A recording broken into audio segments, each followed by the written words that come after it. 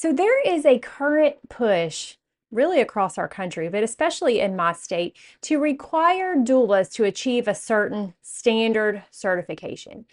If you're not educated about this and if you're not aware of what it really means, you might get caught up in it and think it's the best thing and that it might work out to help you in your birth. But remember, pretty much everything about maternity that's broken right now came about the same way. They convinced us that something was for our good. But how's that worked out for us?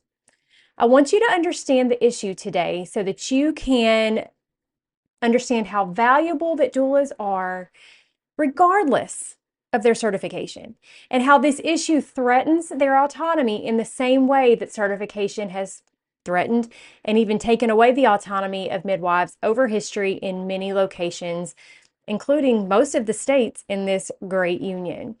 I know this doesn't necessarily seem like a topic that's going to help you in your birth. Maybe you're listening to, learn things that you need to know to help you have a better birth. But this is one of those issues that we can kind of overlook and think it doesn't apply to us and it's no big deal and somebody else will sort it out. But down the road, it's going to impact us or our daughters. So I want to help you understand it so that you can be active if you want to be. And even if you don't want to be active, so that you can support the doulas that you know and that you hire in whatever way that you can. Let's go.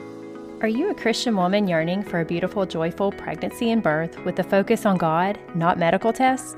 Are you worried the birth you want isn't possible and you're tired of being treated like an accident waiting to happen? Hey Mama, I'm Lori, host of Your Birth God's Way. I'm a certified nurse midwife now, but I wasn't always. After working for nearly 20 years in the broken maternity system, I too was in your shoes wondering how I could have the birth I wanted and that I felt God meant for me to have. I found a secret that has actually been known since the beginning of time. God's way is the best way. Spoiler alert, God made us and our babies, and He knows us best. He designed us perfectly for pregnancy, birth, and nourishing our babies after birth, if we work with His design and not against it. In this podcast, you'll learn how to be healthy and have joy during this time of life that will be over before you know it. So if you're ready to reclaim your birth and your babies for His glory, go turn on a few episodes of Bluey for that little one on your hip so you can put the focus back on you for a few minutes with me. To start off today, it is review time, and I want to apologize because last week I totally forgot review time.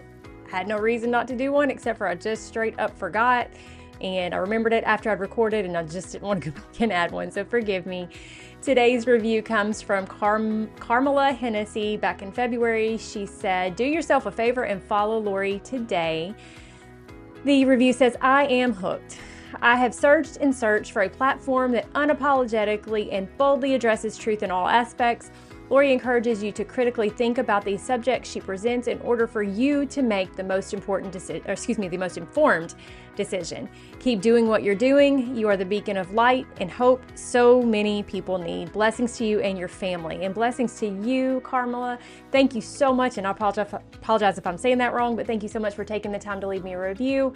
If you haven't left me a review yet, if you would take a quick 30 seconds, head over to Apple Podcasts and leave me a quick 5-star written review. It sure would help me, helps encourage me, and it also helps me find other mamas just like you who would benefit from the content that I share here.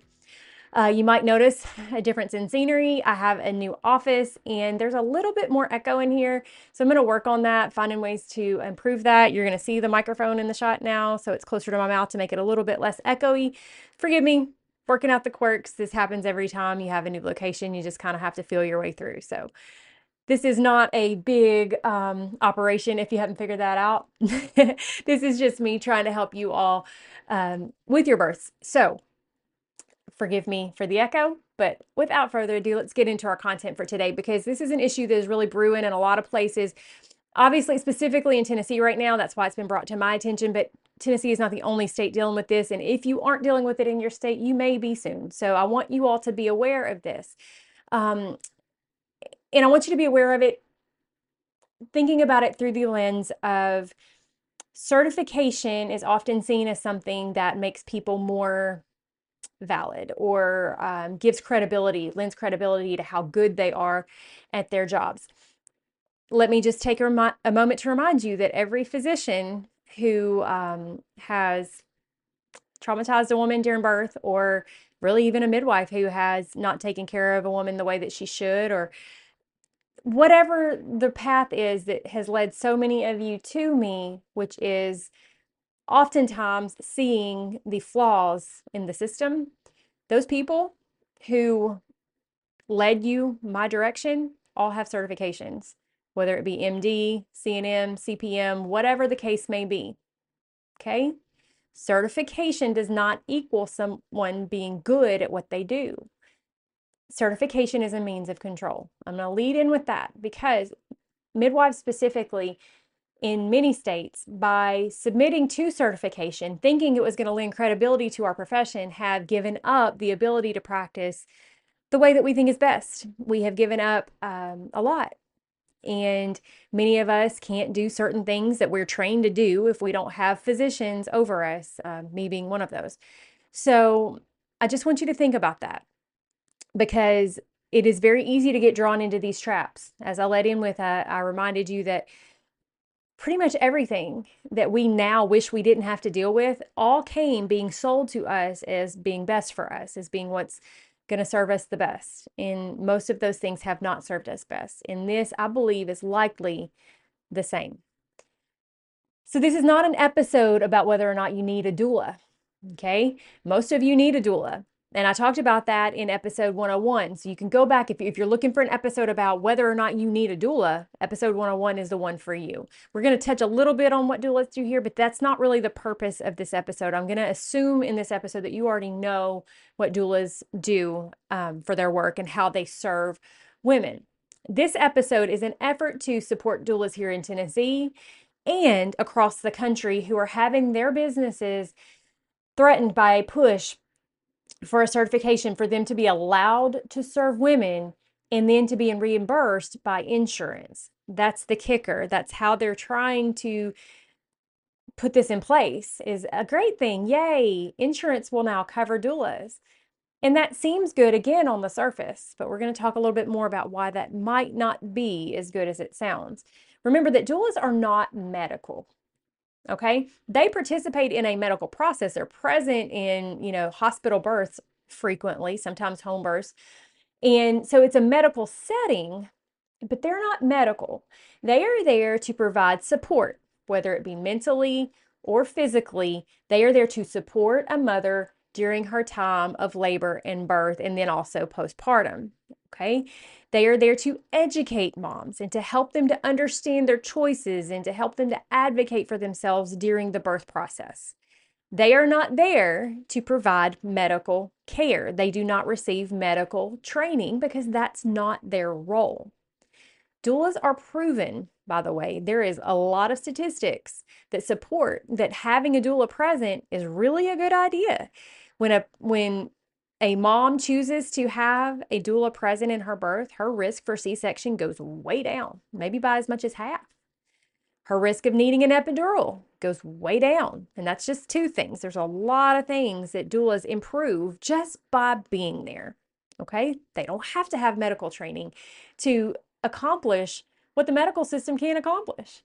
Just by being present and providing that support that a woman desperately needs during this process, they improve the situation in ways that our medical system just can't.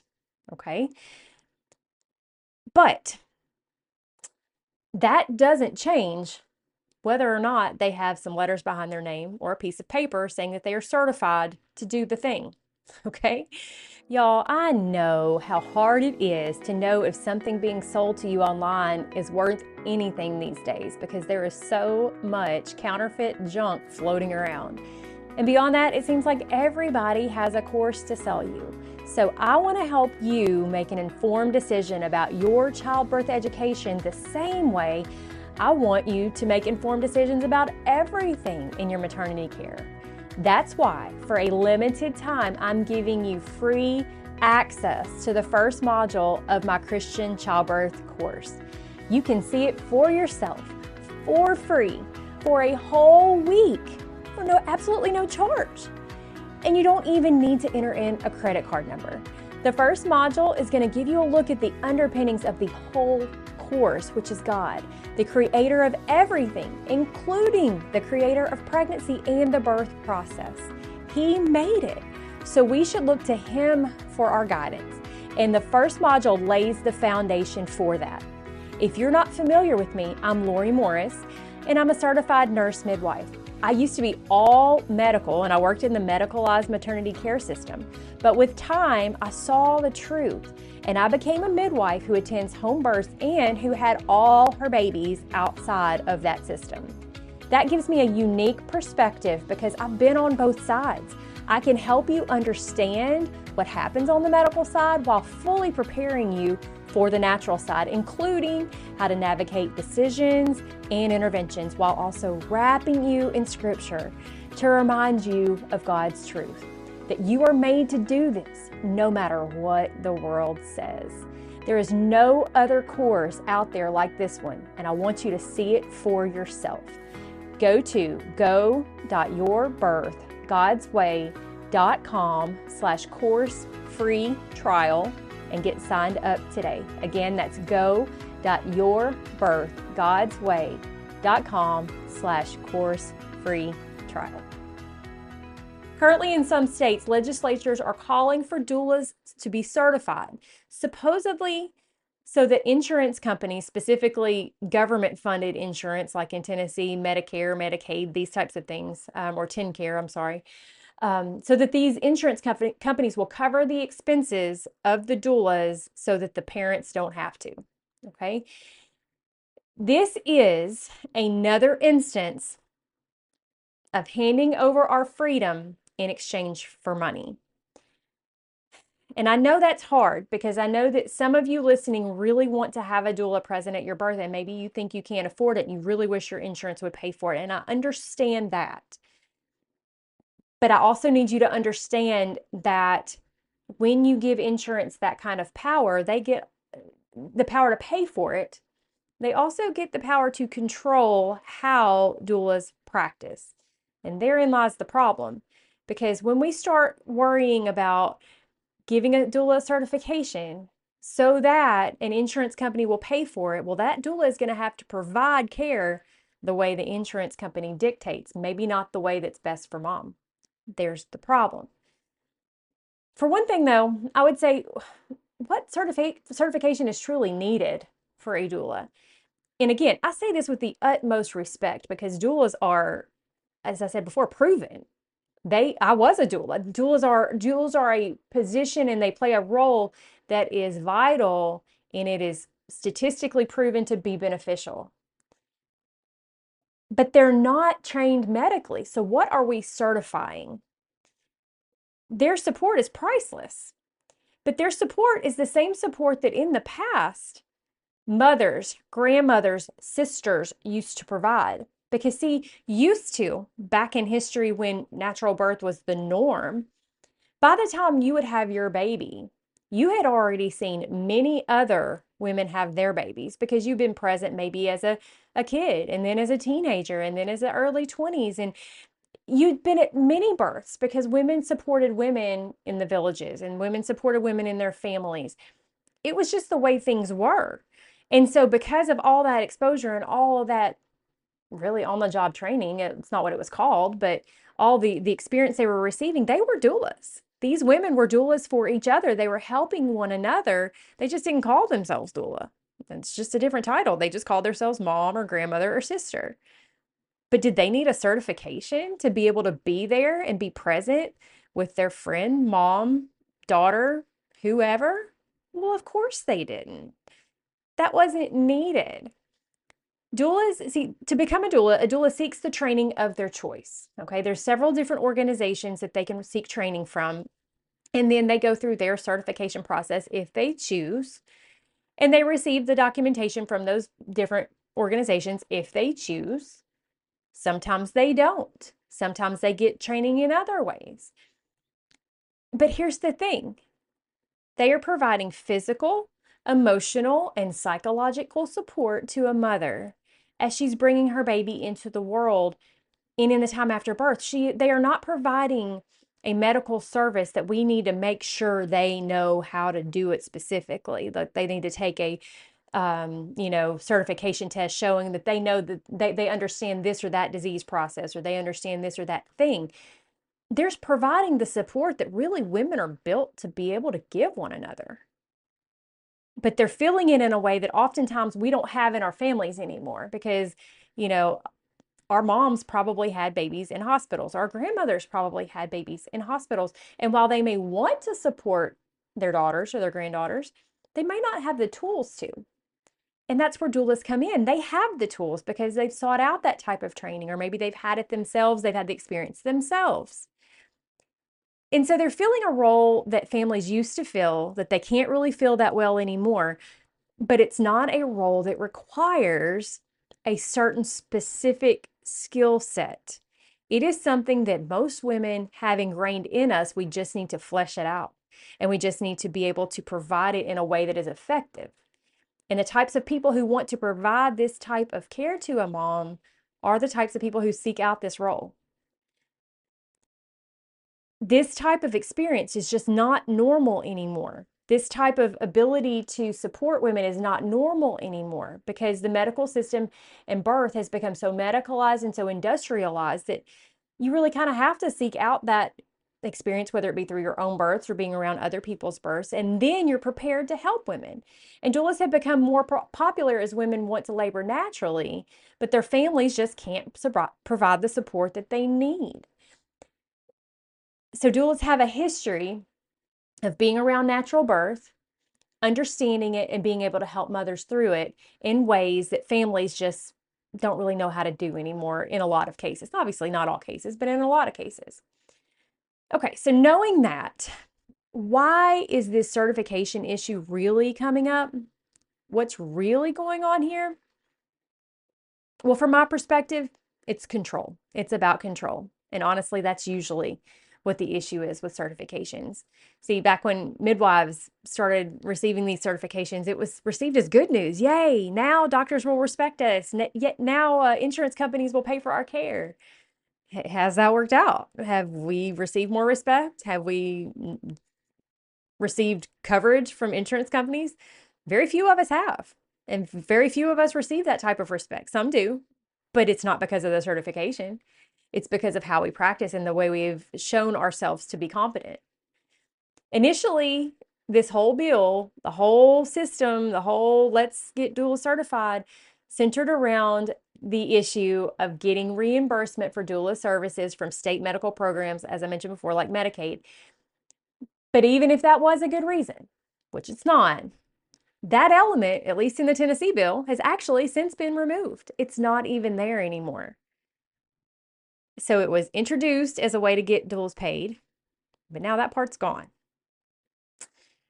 So I feel like that the likely answer here is that the reason this is coming up is because the medical staff, doctors, nurses, whomever, do not like the pushback that they get from patients who have doulas present. And so they want to be able to keep their thumb on them. They want to be able to have a say in how doulas do their job. See, patients who have doulas often interrupt the workflow of the medical staff. They have their flow of what they do day in and day out and how they want to do it. And when a doula has educated a mom and the mom decides to say no to something, that throws things off. They don't like that pushback. Excuse me, I'm sorry, I got a little caught up there in my speech. So doulas educate women. They help them learn how to advocate for themselves. And when they advocate for themselves, that messes things up for the regular everyday flow of the work that needs to get done. So if the powers that be can manage to get some generalized certification required of doulas, they will be able to control what the doulas can do and what they can't do, in the same way that they control what midwives can do and can't do, even if they don't have a clue midwives' capabilities or what a natural birth even looks like. They still get to control. The same thing, like I said, the same thing happens to midwives, and it's happened to a lot of different, as they call us, mid-level providers. I hate that term. But by giving us these certifications, they've gained control over professions that they don't understand. And now we're having to practice the way they say that we have to practice in order to be recognized as being legitimate. Again, this is under the same guise of legitimacy that certification brings. Traditional midwives, under that same guise, lost their ability to provide women the type of care that they've been providing for centuries, because they now have to do things or they'll be in legal jeopardy. They have to not do things or they'll be in legal jeopardy. Even when they don't feel like it's the best care for the moms, they are restricted in what they're allowed to do and what they're told they can't do. And this is what will inevitably creep into the doula's profession when these certifications become standard. Some other problems. Some states like Tennessee are requiring a board to be formed. So a board like people who control, access, licensure, certification, whatever terminology you want to use. They're requiring these boards to be formed. And the dues for the certification are going to have to be high enough to cover the salary of the members of this board. Specifically in Tennessee, if I remember correctly, they're requiring the board to have 3 different positions. And those positions' salaries are going to add up to almost $300,000. Well, there's not that many doulas in Tennessee, or really any state. So the board salaries are so crazy high for such a relatively small number of doulas that the certification fees in some cases are going to be higher than even the fees are for medical professionals. And doulas, while they are invaluable, because they are support roles, they are not medical roles with the medical training, they can't command fees as high as a medical provider can, which makes the doula certification fee an inequitably high fee for them. Again, relatively speaking, I mentioned this a second ago, there's not that many doulas relative to many other professions.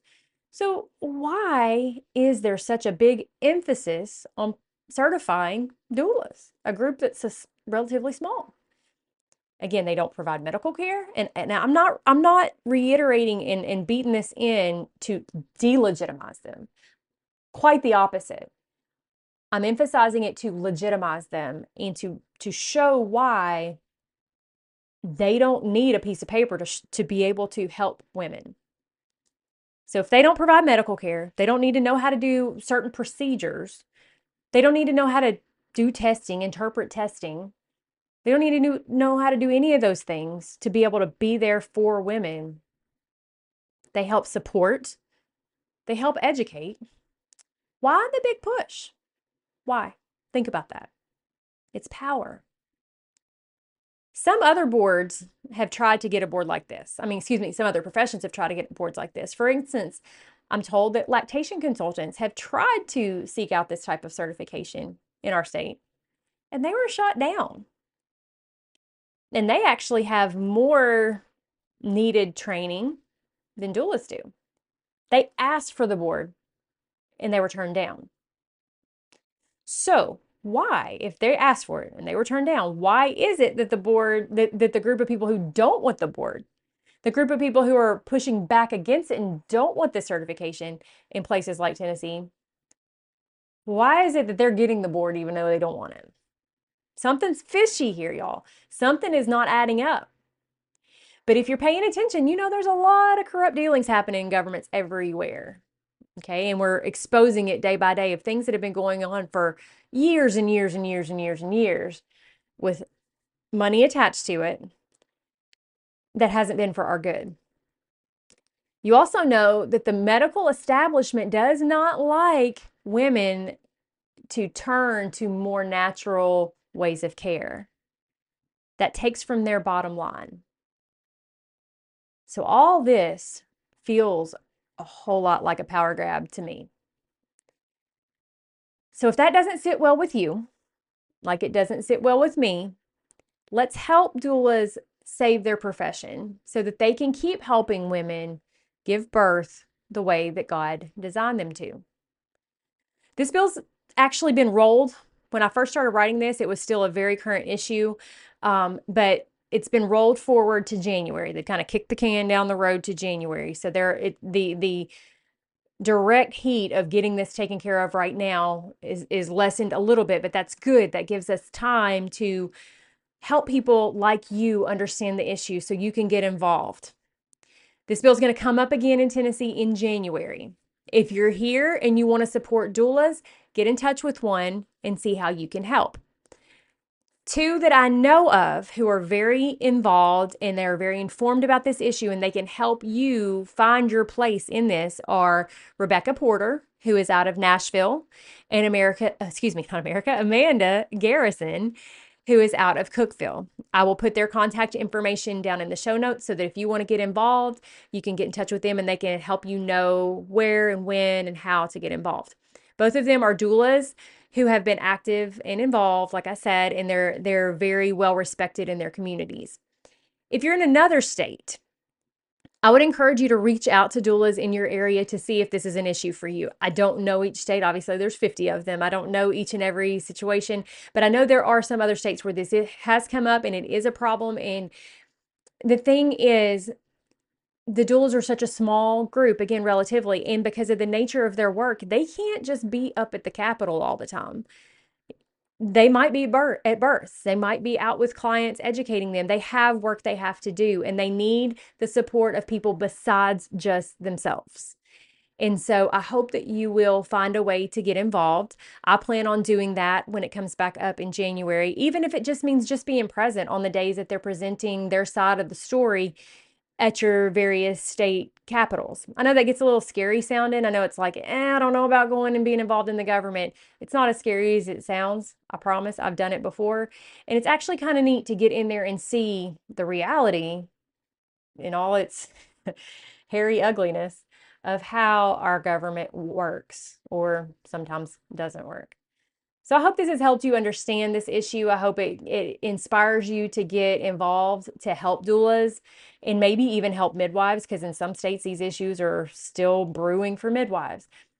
We are having to work very hard to protect the world that we work in, because the medical system doesn't like how you are being informed. They don't like how much you're learning. They don't like how you're pushing back. And so what does that mean? Well, it means you're doing the right thing. It means you're hitting at the right spot. So keep at it. Keep supporting doulas. Keep supporting midwives. Keep seeking their care, because bills like this are actually evidence that we're making a lot of progress and we're gaining ground, and they don't like it. And they're trying to find ways to continue controlling us. But if we stay active, before long, there'll be more of us than there are of them.